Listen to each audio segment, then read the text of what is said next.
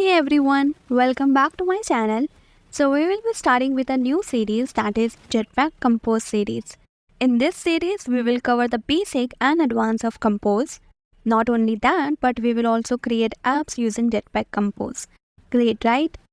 Now first, let's start with some theory that you need to know before creating a Compose project. And then later we will do the practical part. First thing first, what is Jetpack Compose? In technical language, it's a UI toolkit that simplifies and accelerates the process of building user interface through a declarative and kotlin-based approach. Now, in simple language, it means Jetpack Compose helps you to build apps with a better UI as compared to XML, and that too in a very simplified way.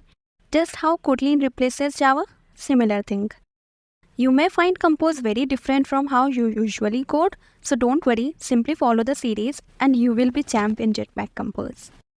But why is Jetpack Compose better than XML? Three main reasons: declarative syntax, boilerplate code, and live preview. Declarative syntax allows developer to express UI elements more concisely compared to XML, which ultimately leads to cleaner and more maintainable code. Simple. Second is that it reduces boilerplate code.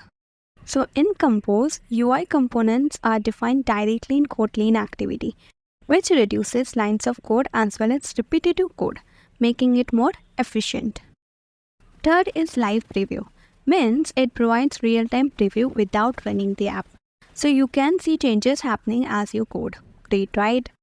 Next is, there are few things you won't require in Compose, like XML layout, multiple activities, fragment, and binding. How? Let's see one by one. So all the UI related code we will be doing in activity itself. Hence there is no need of layout folder in resource directory. Then one activity will serve as an entry point into the app. So there is no need of multiple activities. Next is fragments. We won't require fragments because Jetpack Compose is capable of building, maintaining, and updating the UI. Then, as we don't have layout, so there is no need of find view by ID or data binding or view binding. Next is annotations.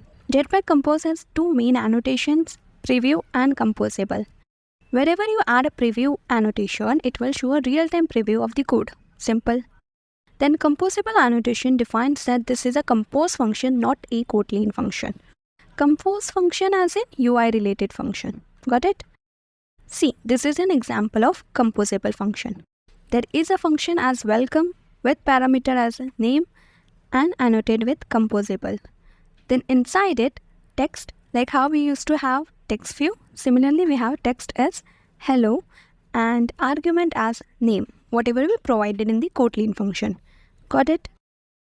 Now let's see the real example. So go to Android Studio, open new project, and this time we will choose empty activity with this compose symbol. This compose symbol denotes that this activity is a Jetpack Compose activity. Got it? Name it as Learn Jetpack Compose.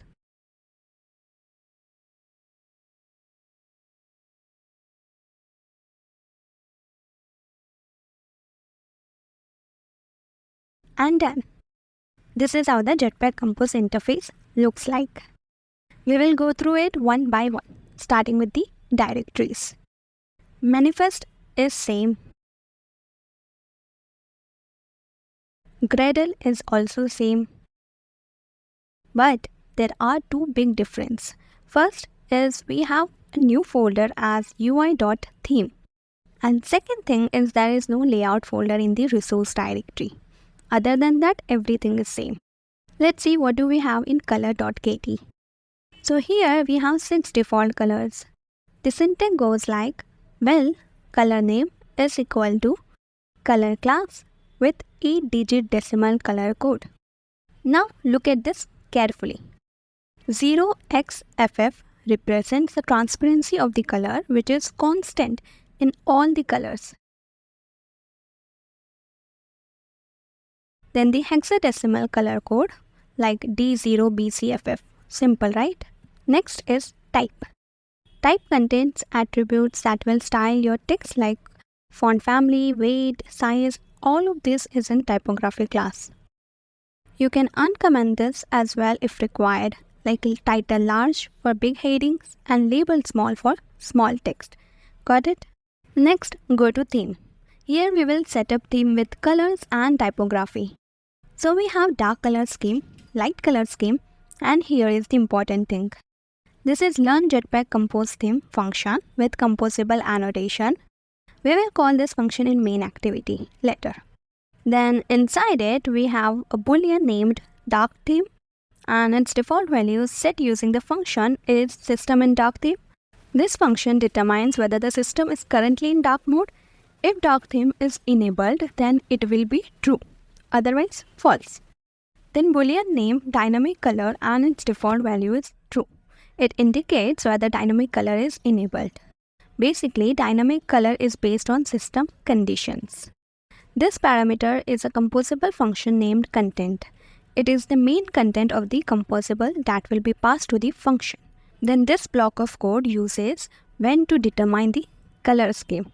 Like if dynamic color is true and Android version is at least S, then it calculates the color scheme based on whether the dark theme is enabled. So it calls either dynamic dark color scheme or dynamic light color scheme function to obtain the dynamic color scheme. If only dark theme is true, it set color scheme to dark color scheme.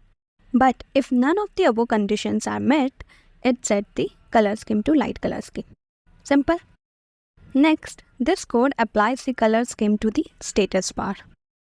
Then material theme consists of color scheme, then typography class, and content.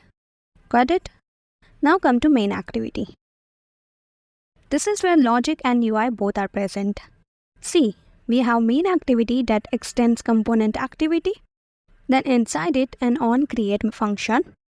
The hierarchy goes like set content, inside it learn Jetpack Compose theme, which was present in theme class, right? Then a surface. So a surface container using the background color from the theme. Simple. Normally how we used to have onCreate method, this works exactly like that way. It's just that we don't have an XML layout. Instead we have a theme with surface, and inside it we have called the compose function, and that compose function here is greeting, which we created here. Let's have a look at it. So we have a function named greeting with composable annotation. It has two parameters, name and modifier. Then inside it a text, same as text view. So the text content is set to hello name, where name is the value passed to the name parameter. Then modifier is set to the value passed to the modifier parameter, which allows to customize the styling and the layout of the text. Next is the preview annotation, which will show live preview with show background as true, which indicates that the background should be displayed in the preview. Then composable annotation you already know.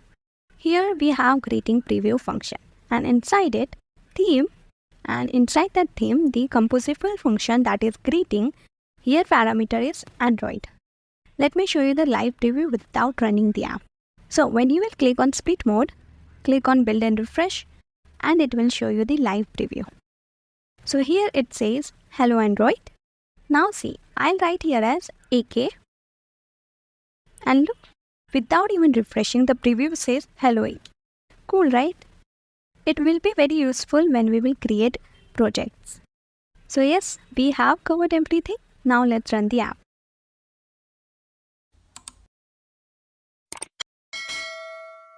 It's a very basic app that says hello Android, because here in onCreate we have wrote Android, and here in preview we have wrote AK. So both of them are different. Also, it's an example project just to make you understand how Jetpack Compose works. Further, in upcoming videos, we will cover basic and advanced topic of Compose. Got it? And I guess that's it. If you are new to this channel, then please consider subscribing to my channel, and I'll see you in the next video.